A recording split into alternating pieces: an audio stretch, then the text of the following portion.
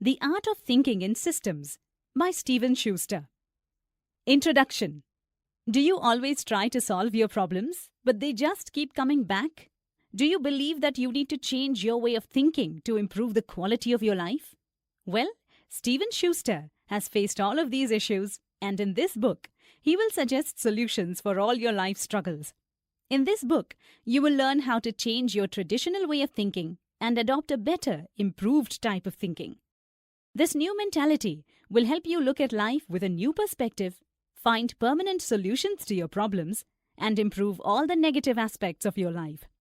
You will also learn about the 5 types of thinking and evolving to solve deeper issues. You will acquire a checklist that you can use to identify how big your problems are. This book doesn't only offer temporary change, but it will give you tips that can change your life forever. What is systems thinking?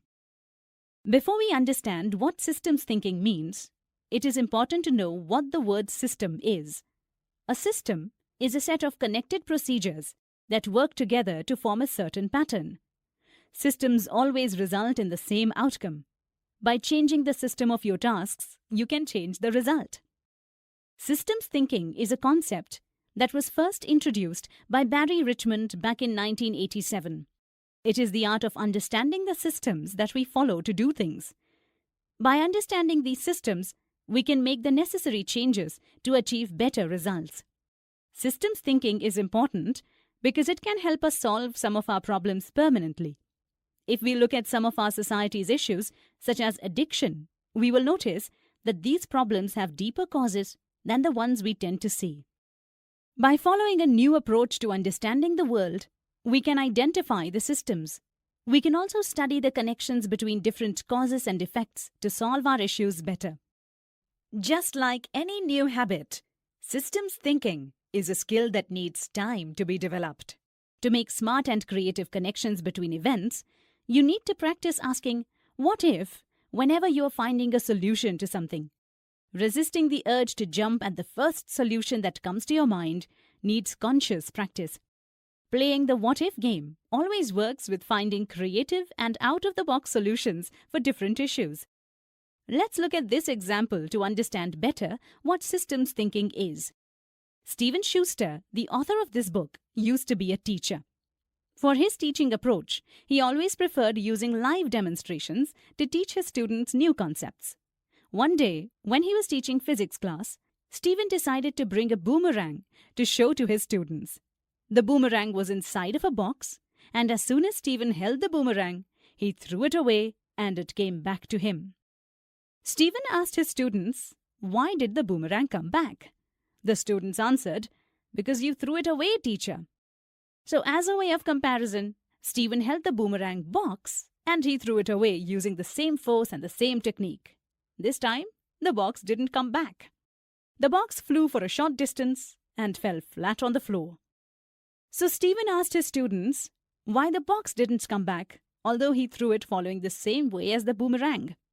The students didn't know what to reply, so Stephen explained that the way he threw the boomerang and the box had nothing to do with how they behaved in the air. It was their structure that decided the outcome of their flight. Because the boomerang was curved and flat, it came back once it was thrown into the air. Systems thinking is similar to this physics class. By understanding how structures work and how certain things are made, we can make the necessary changes to control how they behave once they are released into this world. The elements of systems thinking.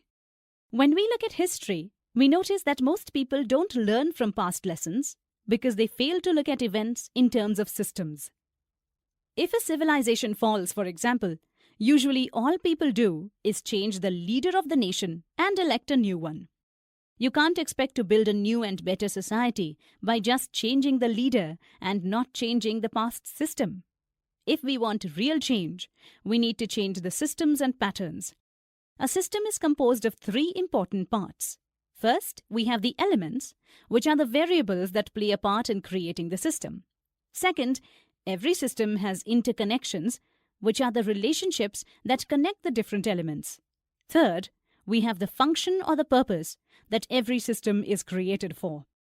If we take the human body as an example of a system, we will find that the elements are the different organs, such as our brain, lungs, and hearts. The interconnections are the connections that relate each organ with the next. These connections could be the natural flow of blood and oxygen. And when we talk about the function of these connections, we will find that the flow of blood and oxygen play the role of providing energy and nutrition to every part of the body. Another example that we may consider is the school. When we look at schools, we will notice that the elements of this system are the students, the teachers, and the staff members. The interconnections are the rules that guide the relationship between these people. The rules are responsible for planning the type of communication each element should have with the other element.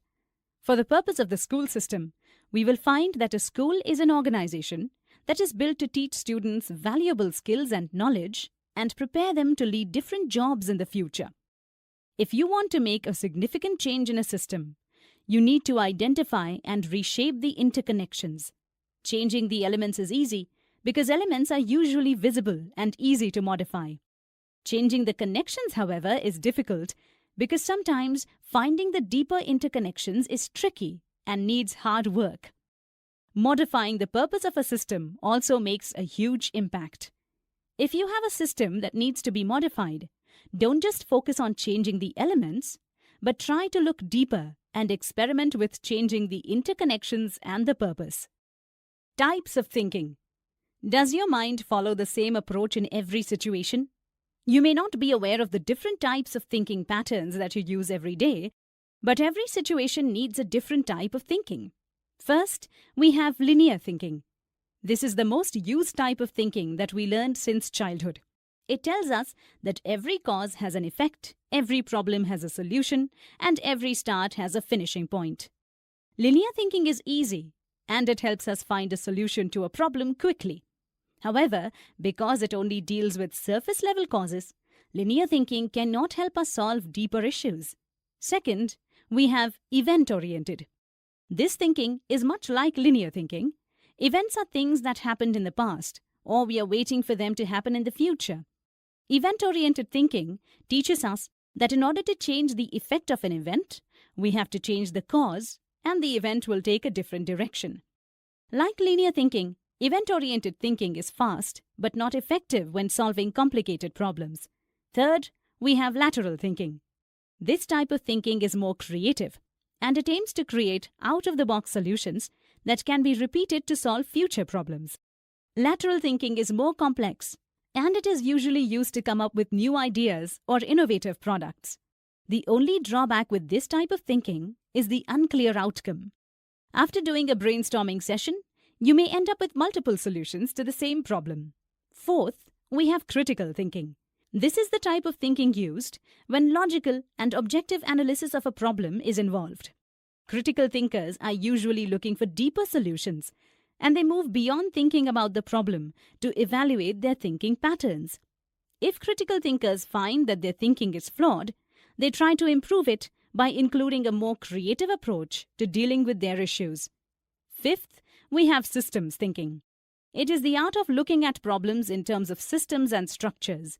Each problem has a set of interconnected elements that function to serve a certain purpose. Systems thinking teaches you how to change the outcome of something by manipulating the elements and the interconnections of its system. Systems thinking is the most useful type of thinking. Your knowledge about this type of thinking may vary. You may be unaware of its existence. You may be a beginner or an expert user of systems thinking. Learning about the different types of thinking is helpful. If you start observing your own thinking patterns, you may notice that you have a tendency to use one type of thinking because you find it easier. Although it may look easy to do, you need to always try to grow and evolve. Learn more about the different types of thinking in this chapter and try to use some of them in different situations. How to shift from linear thinking patterns to systems thinking. In the previous chapter, you have learned the 5 types of thinking that you can use to solve your daily problems. You also learned that you have to vary your thinking approaches and try to use systems thinking to identify and change the outcomes of your problems. This chapter will teach you more about how to move from linear thinking to systems thinking. First, you need to study the problem at hand. Is this problem a simple one, or is this a symptom of a much deeper issue? If the problem is simple, you can use linear thinking to solve it easily. However, if the problem has deeper roots, you need to use systems thinking to identify its elements and the interconnections causing the issue. By following this approach, you are looking to solve the real problem forever, not just fix the external symptoms. To help identify whether a problem has a deeper level, here are the 8 questions that you can review. Is the problem big and probably needs too much time to solve? Are the people around you avoiding to solve this problem? Have you tried to solve this problem many times before and you failed? Do you feel emotional resistance to fixing this problem? Does this problem have a clear, repeated pattern? Would you rather keep ignoring this problem than try to fix it? Are you anxious and scared to address this problem? Have you tried to solve this problem before, but you were surprised by a new issue born quickly in its place? If your answers to the previous questions are yes, you face a deeper issue and it needs systems thinking to be solved. Sometimes you will be faced with a strong resistance to change the way things need to be done. Think of deeper problems like dinner parties. The author tells the story of their family Christmas celebration. Stephen has a huge family, and they would usually gather around for the Christmas dinner party. Every Christmas, the topic of politics is out of the question. The family members would rather enjoy their dinner than fight over different political views. All of them agreed never to speak of politics when they were gathered around the dinner table. The example doesn't affect the lives of the family members because all they did was to decide not to talk about politics. But imagine if you're running a big corporation and a problem is avoided just because you are afraid to hurt the feelings of your employees or vice versa. Moving from linear thinking into systems thinking is very important. The bigger the problem, the more will be at stake, especially if the issue you're facing is hurting your relationships and business. So always try to incorporate systems thinking into your life to fix deeper issues and eliminate them from their roots. Why do the rich get richer? If you are a normal human being, you have surely wondered why rich people always get richer while the rest of the crowd keeps living an average life. In this chapter, we will try to explain a concept called competitive exclusion, which the author believes to be the reason for the unfairness we see in society. Competitive exclusion is a tricky subject. Imagine 2 students entering the same competition. The first student wins and he gets a reward. This reward could be money, a scholarship, or a business opportunity. Each of these rewards will help the winning student become more successful in life, and in the future, he will become richer than the second student. So by winning a competition, the first student will always keep making more progress compared to the second student. In other words, winners will keep on winning in life and losers will keep on losing. If we take the example of college football, we will notice that the same 2 teams often reach the finals in every playoff. To have one team win the championship, 4 teams must arrive at the final competition. The reason why almost the same 2 teams always compete at finals every year is competitive exclusion. These 2 teams start at the beginning like any other team, but they start receiving more advantages than other teams do when they start winning. For example, the winning teams get to appear more on TV. This helps increase their fame and their fan base grows faster, resulting in more money coming in and more sponsorships. These teams can receive even more attention from recruiters because of how the media makes them appear like they have the best players in the competition. Because of their money, the winning teams can hire the best coaches and train at the best gyms and the best schools. As a result, these teams become the dream of every good player. And with more good players coming in each year, these teams become stronger and almost unbeatable. So the winning team will keep on growing because of the opportunities and advantages it gets over other teams. That's how winners will always be winners and losers will always be losers. But how can we beat this system and win against all odds? You can join the group of winners if you adopt a systems thinking mentality. If you have someone you are competing with, try to study them and understand how they are able to stay at the top. Try to always adapt to your environment and create new systems. Don't be scared to experiment and evolve. If not, you will never leave the ranks of the losers. Key takeaways from systems thinking. Systems thinking is the art of looking at life from a different perspective. Unlike traditional thinking methods, systems thinking is a more evolved way of thinking that requires deeper studies of problems to find more effective and permanent solutions. To adopt a systems thinking mentality, first, you need to carefully observe the situation you are in. Then try to identify the repeated patterns of this situation to identify its underlying structure. To study a certain system, you need to look for its elements, the interconnections between these elements, and its purpose. By identifying the different elements of a system, you can make the necessary changes, or if you find a system that has been successful for others, you can copy its structure and make it work for you. By learning about systems thinking, you are learning how to do everything better. Since systems thinking teaches you to think more creatively, the possibility to overcome and improve any task is limitless. Systems thinking also teaches you to be aware of how your brain works and how making one different choice can change the whole result of a certain event. By controlling your choices, you can control the negative effects of your actions and reduce their power over your life. As a result, your life will be more positive and more productive. Systems thinking can also teach you responsibility. Usually when people face a problem, they will look for someone to blame. However, by adopting systems thinking approach, you will not care about who is wrong, but you will be more interested in studying the problem in terms of its structure and outcome. By studying a problem, you will be able to look at all its elements with an objective eye. You may also discover that the problem is just one small part of a bigger issue that needs to be dealt with as soon as possible. Systems thinking will allow you to find creative solutions that permanently solve the problem, not just cure one of its symptoms. Let's take the healthcare system as an example of how systems thinking can improve the quality of life. In the past, when mistakes were made, doctors were usually the ones to blame.